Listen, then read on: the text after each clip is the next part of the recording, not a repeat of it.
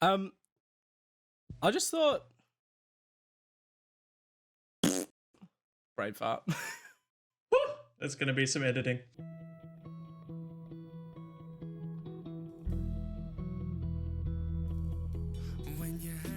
Do you have questions? No, I was just gonna wing it. All right. That sounds awesome. You're not recording. You're not recording the Zoom. Yeah, it says recording. Oh, yeah, you are too. And are you recording your Yeah. vocals? I got it on this screen. Right. Oh. Hello, everybody, and welcome to this episode of Locally Talented. Today, I thought we could have a lot of fun and experiment with an episode 0. And I'm actually pretty nervous about it. So today, I would like to take the opportunity to tell you about my boy, Cameron. Hi, that's me. How you doing, buddy? I'm good. So, buddy, you're my best friend. I've known you for years and years and years. Unfortunately, we're currently separated by nearly 20,000 kilometers. It's a little bit hard to handle. So, give me a refresher because I've forgotten. Tell me a little bit about yourself. Oh God, this is what we ask our guests. Hi, I'm Cameron, one half of Cam and Trav, whichever way he is. I do stupid shit. I don't know. Crap. Really? Sure, episode 0, we can swear. I'll beep that. Hi, I do things. I now make videos, apparently. I have a somewhat steady job here in the UK. I should have led with that. I'm in London right now. We're an Aussie-based podcast, and I'm in London because why not, you know? When the world falls into a pandemic, you move countries, right? That's what you do. Can you take some time to... Because basically, the whole point of this channel was we just wanted to share some of our interests with the world. So can you take some time, just tell me about some of the stuff that you're interested in? So, you know, I know you're really good at with gaming, and I know you're super duper creative, really, really good actor, and really good writer. Can you just take some time to tell me about some of the stuff that you're interested in and working on right now? I mean, sure, yeah, I play a lot of video games. Nintendo is probably where my knowledge lies most. I've got all of the consoles, except for like the Virtual Boy, but no one knows what the Virtual Boy is. I don't even know what that is. Well, there you go. What am I doing right now? Maybe once I get back home, I want to like dive back into like the world of theater. Definitely. I haven't done any of that over here. I didn't really plan on doing it over here. The first goal was just to get a job. That was the main goal. So that kind of just fell to the... What's the saying I'm thinking? Fell to the wayside. That's the one. Yeah, so when I get back, I definitely want to dive back into theatre, whether that's on the stage or backstage. Yeah. Writing, I'm working on something. These days, I never really like to be like, oh, I'm writing something and telling everyone about it, because then I'll write 2 chapters and be done with it. But this one is about 20,000 words in, which is the most I have written in years, probably since year 10 when I did that crazy 60,000 piece for our English class, which was about a video game. I convinced our English teacher that year to let me do my final piece on a video game. That's awesome. And I was really proud of that. I remember I'm pretty sure I was in your class for that. Yeah, that's when we first like melded. Oh, became one person. All those days talking about Power Rangers. Just fills my heart. Well, that's the funny thing because How We Bonded was Arrow just came out. I'm pretty sure. Oh, true. And I don't think it had just come out yet. I think I found it by accident because they weren't really marketing a lot at that point. But I No. found it somehow. Yeah. And then we went on this massive tangent and basically wasted most of those classes talking about superheroes. Which was great. I mean, I passed the class, you passed the class, so it's fine. And I did my final piece on SpongeBob. That's amazing. It's a bit more complicated than that, but it's basically like the hidden meanings and like intended meanings behind certain scenes in cartoons. Okay. Yeah. Well, because yeah, it's awesome. Because that project was like you had to do a creative piece on something and then like an analytical piece. Yeah. Very basic year, like high school kind of stuff. And yeah. The creative piece, which was 60,000 words that I did, was about Majora's Mask, The Legend of Zelda Majora's Mask. I remember and this. The creative piece I did, for anyone who's familiar with the game, there's a side quest in it involving two lovers, and one of them that like 3 days before their wedding, one of them disappears. And in the side quest, you help him get an item back from a thief. And he's also been turned to a kid. He was turned into a child by the main antagonist of the game. And you reunite them at the end. And it's beautiful and very sad, though, if you know the context of Majora's Mask. But my creative piece was that story. I wrote that story out. And what I did was all the dialogue that I didn't make up because I had to add a few things. But 90% of the dialogue in the story was ripped straight from the game. So I sat there and played through that side quest, and I wrote down all of the dialogue. Looking back on it now, I could have just looked it up on Google, but I didn't think of that. Yeah. Googled it. But the analytical piece was there's this theory that Link is like dead in that game. He's like in purgatory. And I took like an analytical look and approach to that theory about all the areas in the game represent the 5 stages of grief. This is probably really boring to no one who cares, but it fascinated me. But I think I got like an A on the creative piece and like a C on the analytical piece because it was probably like 500 words and shit. Going back to what I'm actually working on, that's the only really writing I'm working on. Yeah. I don't want to mention it again because I'll probably drop it, but low-key, I'm also writing a play.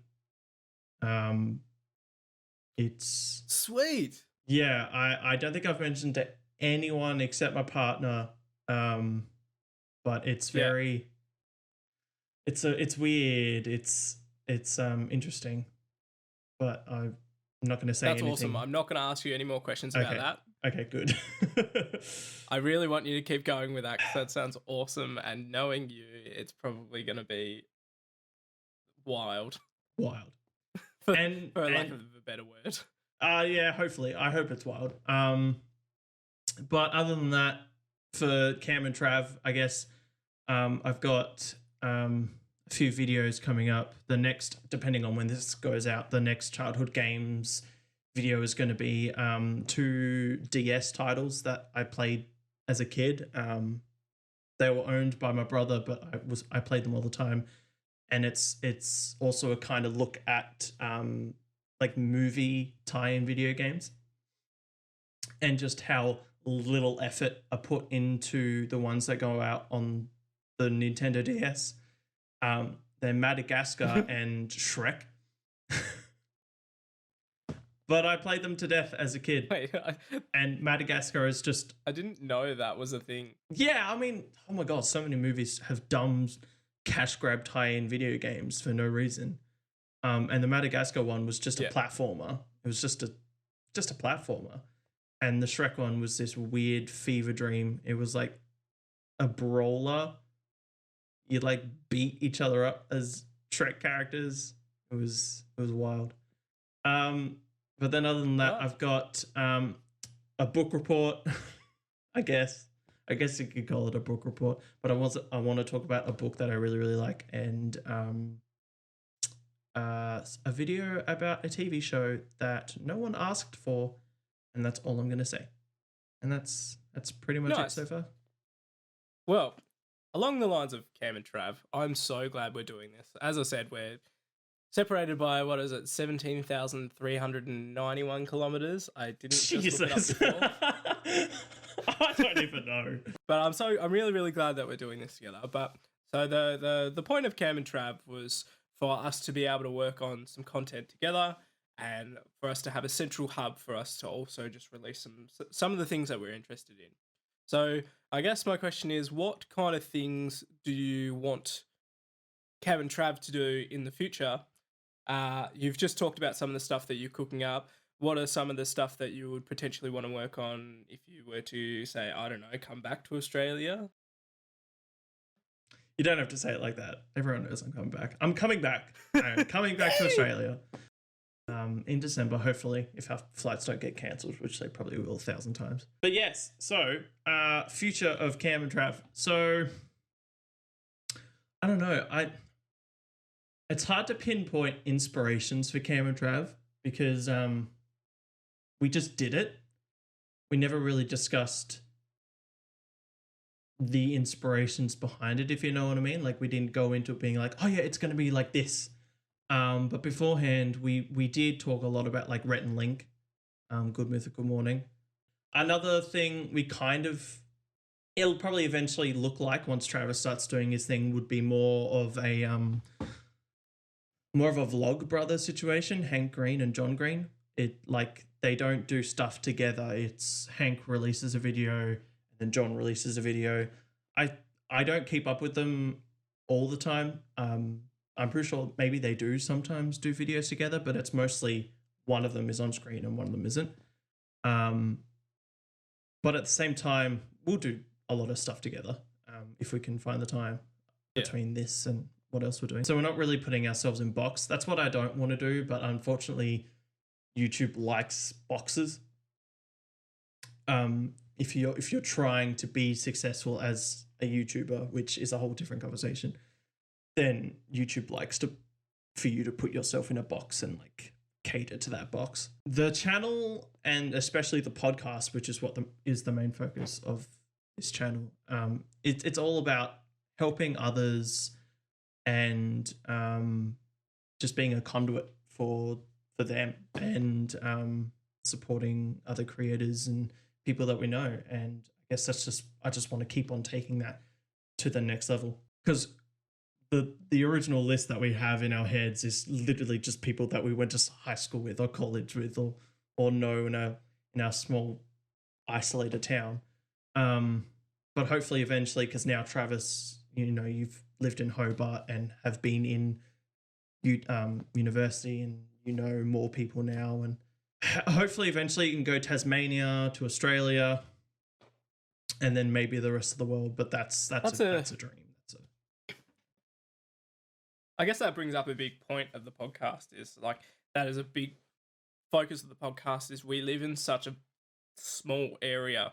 We live on this tiny island under the coast of Australia that some people don't even realise is actually part of Australia, and it's so hard to get that exposure. So I guess our main focus was to bring forward the point of there are so many people who are so talented and have so many facets to their personality that people should know about, but that nobody does because we don't have any exposure. And I mean, that's the point. Like, it's not really about reaching a US audience. It's not really about reaching a European audience. It's about getting someone on the show and reaching one voice that's also in Tasmania who is like, oh, I need a person like that, or I have a perfect job for that person. That's what this is about.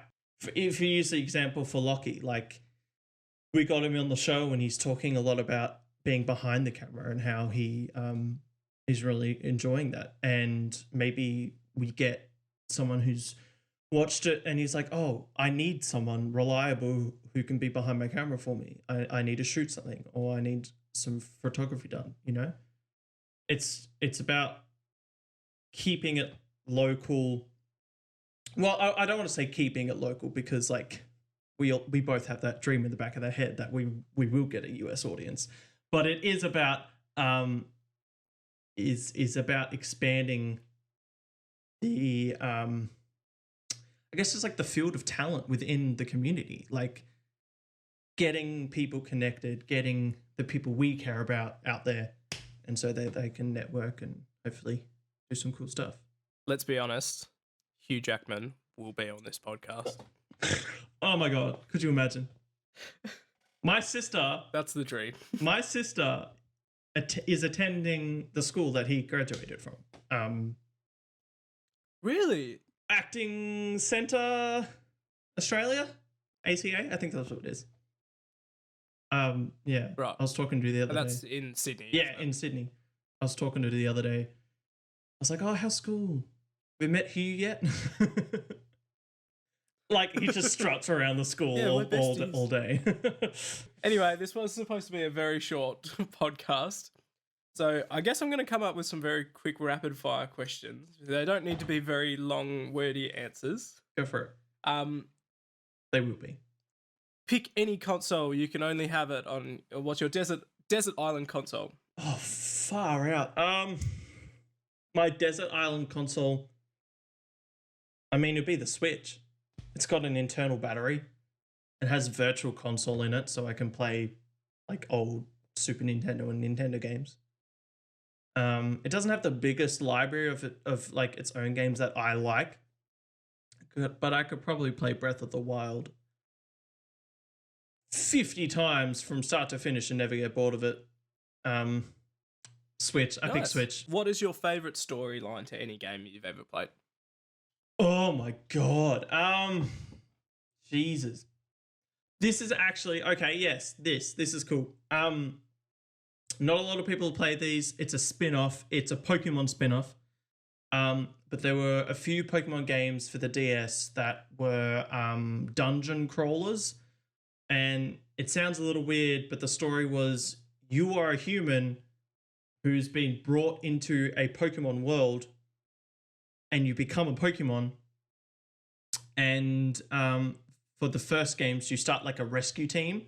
So you go out to like areas around the town and rescue people that were like, I don't know, mountain climbing or doing random crap. But the stories are actually really cool, and you get attached, and they have brought me to tears.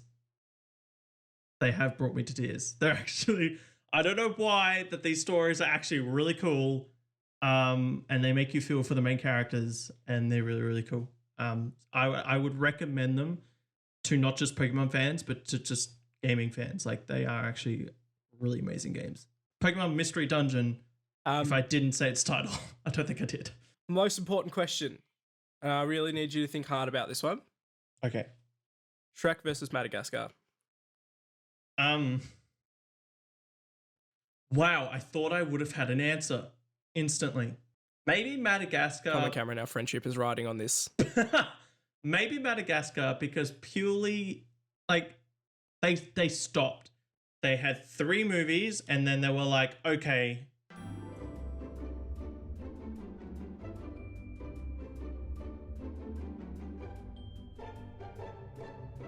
we've milked this cow maybe as much as we can.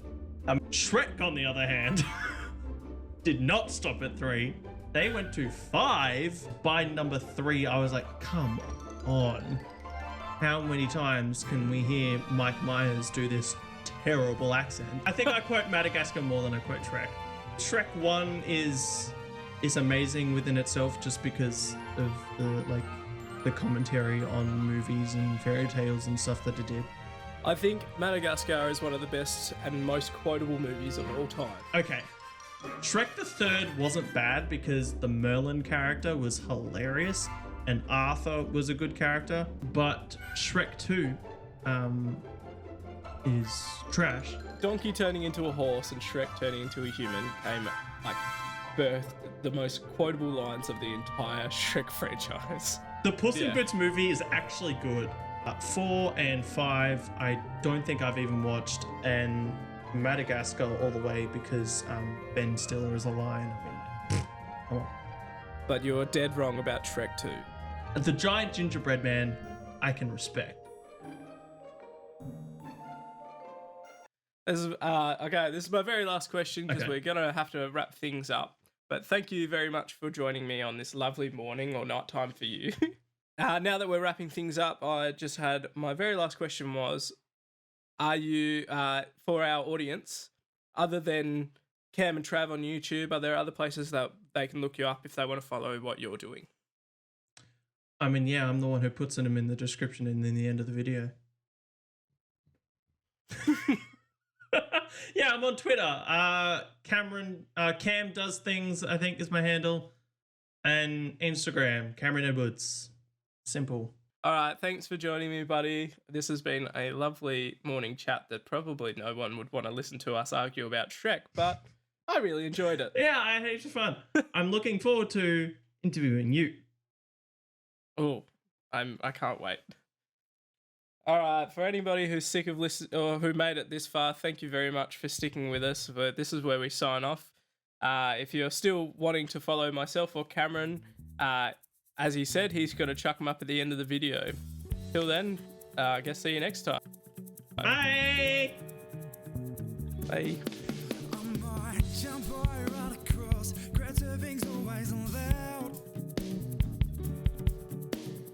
Start a fight and do a shot. Jump up on stage, take a bow.